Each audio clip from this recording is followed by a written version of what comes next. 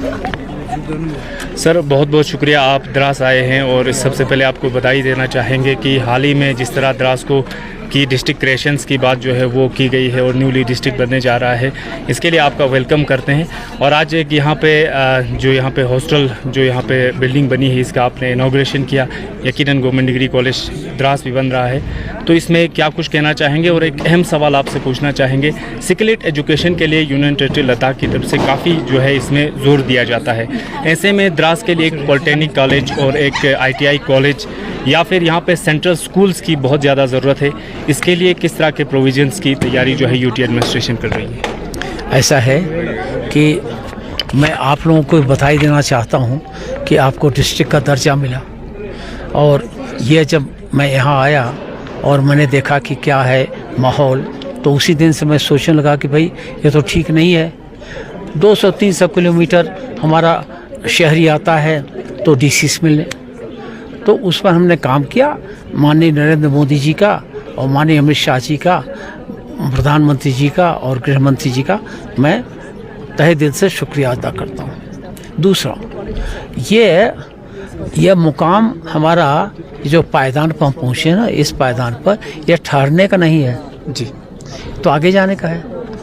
और आगे जाने में हम क्या करें कि हमारा जो युवा है, यूथ, वो कैपेबल हो जाए, यहाँ पर काम करे और बाहर निकले ना तो किसी भी यूनियन टेरिटरी में जाए या किसी स्टेट में जाए तो वो अपनी पहचान बनाए और अच्छा काम कर सके और लोग उसका खैर मकदम करें कि भाई आ जाओ।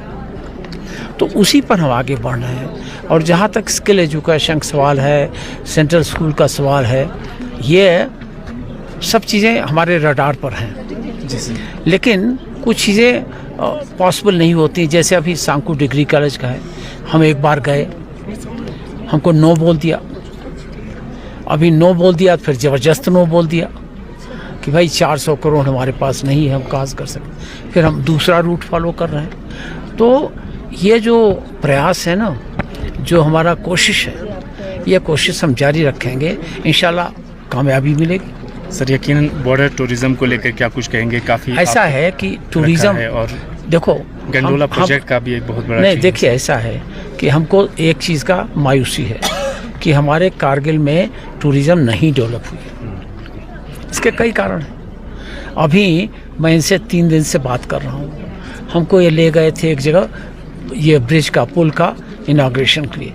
इतनी अच्छी जगह है, वहाँ पर कुदरती चश्मा है, वो झरना है। तो मैंने इनसे ये कहा कि भाई आप हाई एंड करो, टूरिज़्म हाई एंड कर दो, और जहाँ जहाँ और है, जैसे हमारे फिश फार्म है, वो लोग देखने आएंगे, उसको बनाओ, वहाँ 3-4 कमरे कर दो।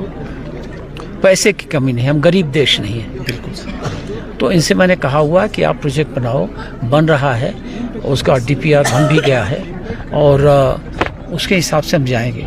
लेकिन टूरिज़्म तो हमको करना पड़ेगा, टूरिज़्म बहुत आवश्यक है, क्योंकि हम ये चाहते हैं कि हमारे जो होम स्टे हैं ना, ये डेवलप हो जाए। तो होम स्टे को हम दे भी रहे हैं। अब छोटी छोटी बातें भी मैं देखता हूँ होम स्टे में, जैसे वो कह रहे हैं कि हम 6 फीट की चारपाई लेंगे।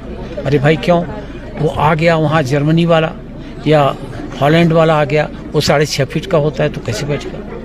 ये भी मैं छोटी छोटी बातें देख रहा हूँ और मैं समझता हूँ कि आगे आने वाले दिनों में हमारा टूरिज़्म बढ़ेगा और हम खुशहाल होंगे।